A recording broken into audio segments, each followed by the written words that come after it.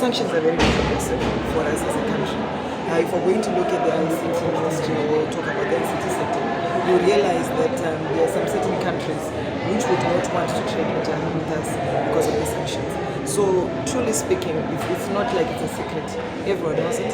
Some other countries would not want to be associated with us because of these sanctions. I think we have seen even other banks actually being penalized for actually trading with Zimbabwe. So just that alone is one thing that would not allow in other countries who would want to actually associate with us be able to do that. I'll tell you a very good example. There is some time when I went to the Southern Conference, and you see, when I then went on to request for Zimbabwe to actually be getting some funding, there was one person who went on to say, no, look, Zimbabwe are not able to because of the sanctions. So you see, this is very real, this is very, very practical.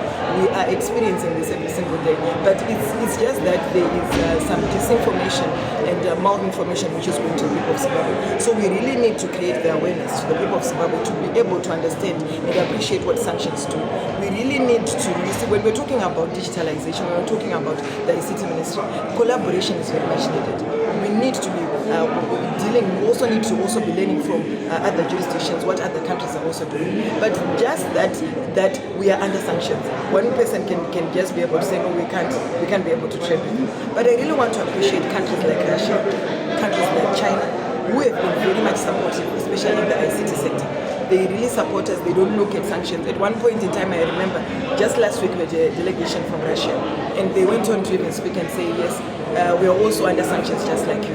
And you see, this is when these countries also start just also opening up and also being able to flex up and want to trade with us.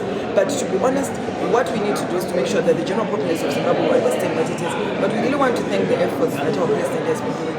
He has been very, very open-minded. He has very much been saying, let us not let sanctions limit us to do what we can do.